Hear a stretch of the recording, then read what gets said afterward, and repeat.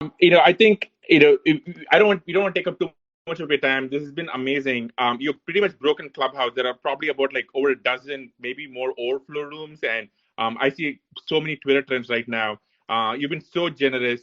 For all your listeners here and on Twitter, you've been asking for people to join Neuralink. You've been asking people to join Tesla. Do you have any final thoughts for everybody who's listening to you right now? Well, do you want to hear the real story from Vlad from Robinhood about what happened this week with GameStop?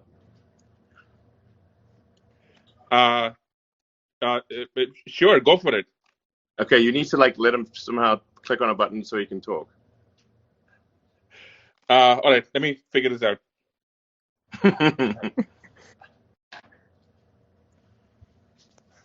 While we're figuring it out, Elon, why don't you talk to us about Hitchhiker's Guide to the Galaxy, since you mentioned that right at the beginning? Yeah,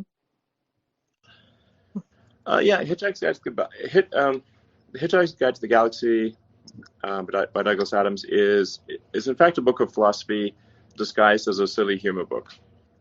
And if you read it from the standpoint of, wow, this is an interesting book of philosophy, it's quite insightful. As mentioned, he really hits on the point of the answer is easy once you can properly formulate the question. I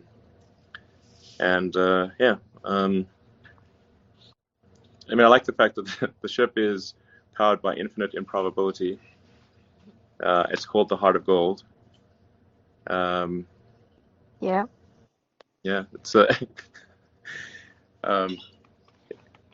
he makes fun of bureaucracy. In fact, Earth essentially gets destroyed by a sort of clerical error or by the alien.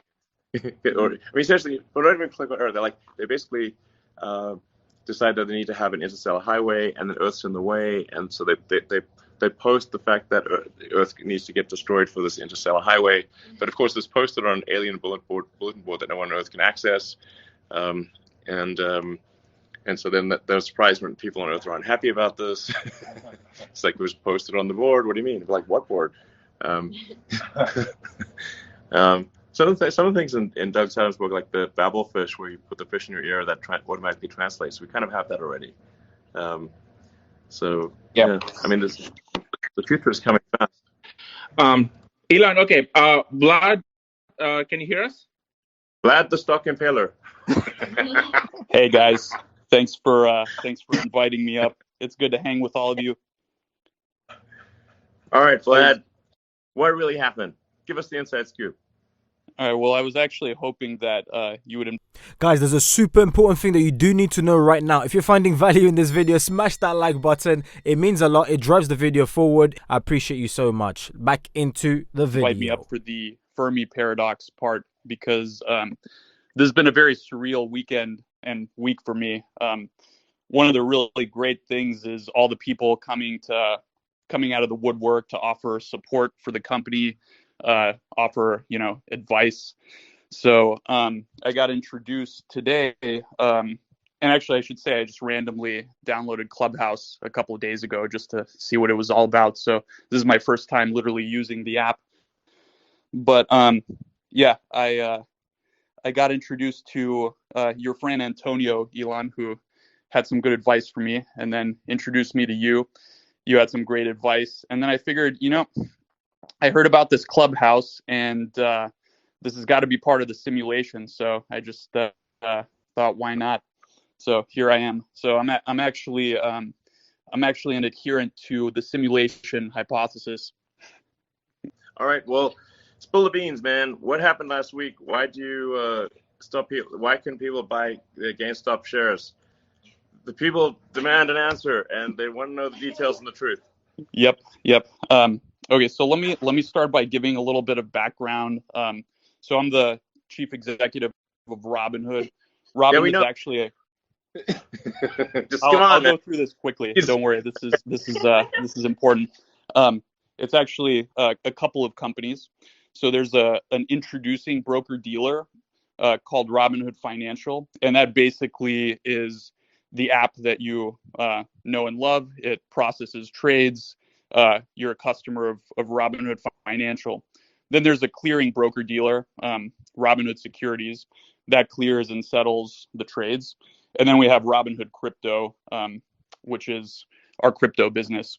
All of these are kind of different entities that are differently operated. So basically Wednesday of last week, we just had, unprecedented volume, unprecedented load on the system. A lot of these, so-called meme stocks were, going viral on social media, and people were joining Robinhood, and there was a lot of net buy activity on them, as you guys all know. And Robinhood at this time, I think, was number one on the iOS App Store, and pretty close, if not number one, on Google Play as well. So just unprecedented activity. Yeah. And so Thursday morning, right? So I'm sleeping, but at 3:30 a.m. Pacific, our operations team receives a file from the NSCC, which is the National Securities Clearing Corporation. So basically, as a clearing broker, and this is where Robinhood Securities comes in, we have to put up money to the NSCC based on some factors, including things like the volatility of the trading activity, concentration into certain securities, and this is the equities business. So it's based on stock trading and not options trading or anything else. So they gave us a file with the deposit, and the request was around $3 billion, which is, about an order of magnitude more than what it typically is, right? So, why was that so high? Like, this seems like it sounds like this is an unprecedented increase in demand for capital. What formula did they use to calculate that? Well, yeah, and just to give context, Robinhood up until that point has raised, a little bit, around $2 billion in total venture capital up until now. So it's a big number. Like $3 billion is a large number, right? So basically the details are, we don't have the full details. It's a little bit of an opaque formula, but there's a component called the VAR of it, which is value at risk. And that's based on kind of some fairly quantitative things, although it's not fully transparent. So there are ways to reverse engineer it, but it's not kind of publicly shared. And then there's a special component, which is discretionary. So that kind of acts as a multiplier. And basically, discretionary meaning like it's just their opinion. Yeah, it's a little bit. I mean, I'm sure there's definitely more than just their opinion, but basically, well, I mean, I guess based like on growth. What everyone wants to know is like, did something maybe shady go down here? It's like, it seems weird that you'd get a sudden $10 billion demand. $3 billion. 3 in the morning. Sorry, Yeah. How much? It was $3 billion US dollars. $3 billion. Okay, Yeah, $3 billion around. Just suddenly out of nowhere. And what percentage? I wouldn't impute shadiness to it or anything like that. Okay. And actually, the NSCC was reasonable subsequent to this, and they worked with us to actually lower it. So it was unprecedented activity. I don't have the full context about what's going on in the NSCC to make these calculations, but yeah, essentially it was a large number. Is anyone holding you hostage right now? No, I'm okay. Blink twice. Yeah. Thanks for asking. But anyway, so this was obviously nerve-wracking, and I actually was asleep at this point. The operations team was fielding this at 3:00, and then we got back, we put our heads together, our chief operating officer basically said, look, let's call up the higher ups at the NSCC and kind of figure out what's going on. Maybe there's some way we can work with them. And basically there was another call, and they lowered it to something like $1.4 billion from $3 billion. So, okay, we were making some progress, right? And then, but it's still a high number. And then we basically proposed, well, let's explain how we plan to, let's explain how, we'll manage risk in these symbols throughout the day. We proposed marking these volatile stocks that were kind of driving the activity, position closing only. And then at about an hour before market open, so 5:30 or 5 in the morning, they came back and they said, okay, the charge is, or the deposit, $700 million, which we then deposited and paid promptly, and then everything was fine. So that essentially explains why we had to mark these symbols position closing only, and also why we knew this was a bad outcome for customers. Part of what's been really difficult is Robinhood stands for democratizing access to stocks, and we want to give people the access. So that's been very, very challenging. But we had no choice in this case. We had to conform to our regulatory capital requirements, and so the team did what they could to make sure we were available for customers.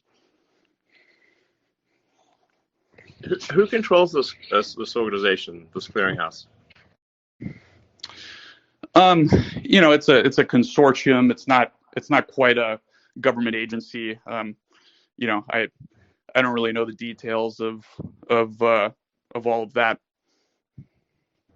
But okay.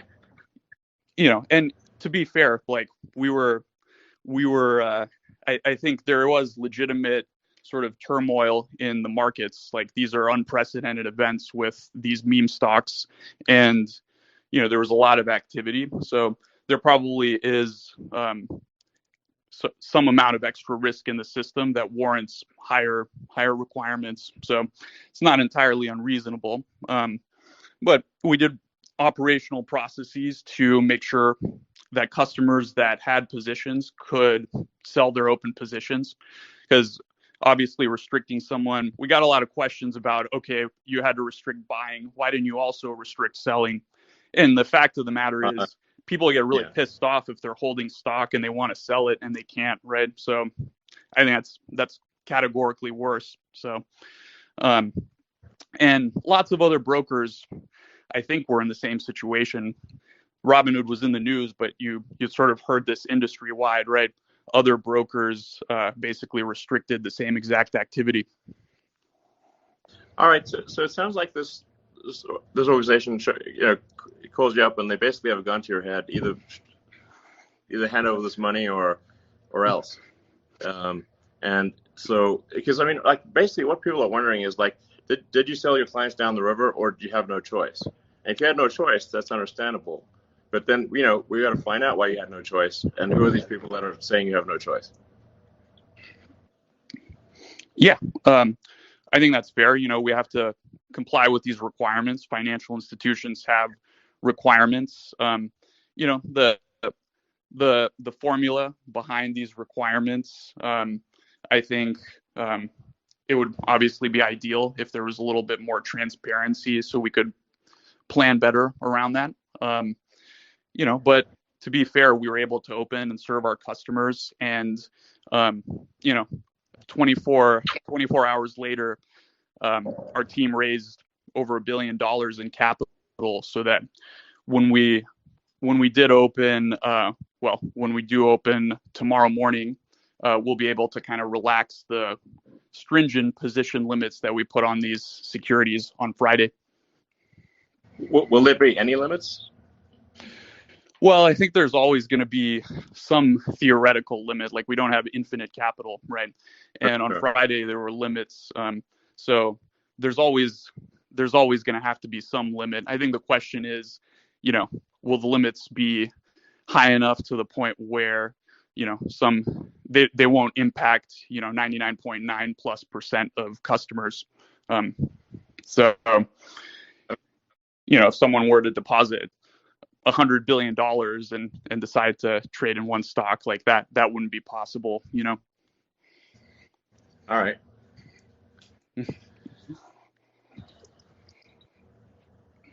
All right. Well, I guess people really just want to know, if you had no choice, then you had no choice. It's gun to the head situation, and then that's understandable. But then whoever put that gun to your head should, be willing to answer to the public. Yeah, listen, and I know there's processes. This is unprecedented times, and to be fair to those guys, they've been reasonable. So we are. I think the one thing that is maybe not clear to people is Robinhood's a participant in the financial system, so we have to work with all of these counterparties. So we do get a lot of questions about, why do you work with market makers? Why do you work with clearing houses? Vertically integrating and getting, it's hard enough to build introducing a clearing broker dealer. Not too many people have done that, but the financial system that allows customers to trade shares is sort of a complex web of multiple parties, and it's hard to. I think everyone says, oh, it could be better, it could be improved. It's just the necessity of trading equities in the U.S.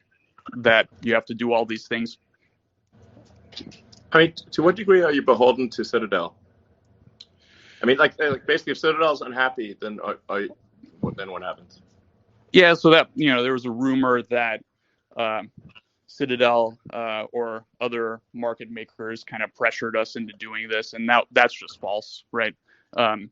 Market makers execute our trades. They execute trades of every broker dealer. This was a clearinghouse. This was a clearinghouse decision, and it was just based on the capital requirements. So, from our perspective, Citadel and other market makers weren't involved in that. But wouldn't they have a strong say in who got put in charge of that organization, since it's an industry consortium, not a government consortium, or not a government regulatory agency? I don't have any reason to believe that. I think that's just like, then you're getting into kind of the conspiracy theories a little bit. So I just have no reason to believe that that's the case, Okay. All right. Well, I guess we'll see what happens with future actions.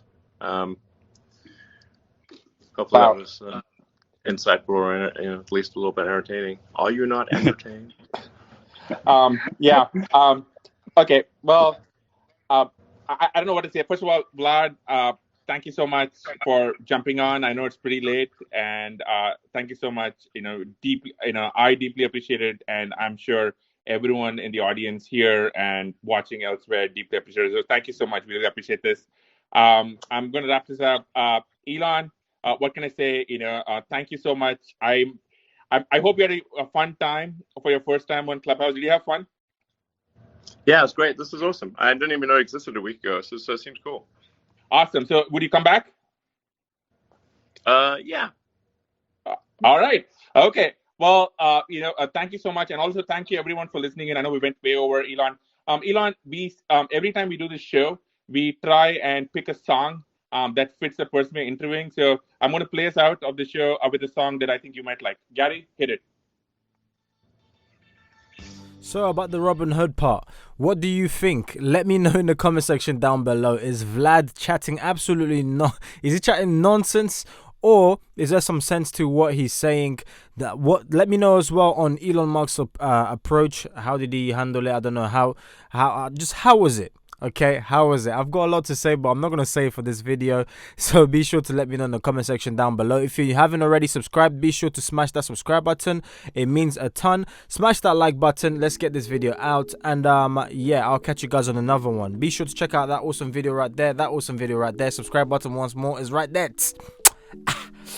That's hot. Link below as well. Join the Patreon, join the Discord, all of that, guys. Trading212 will give you a free share as well if you're in the UK. Deposit £1 into the account and get your free share that's valued up to £100. So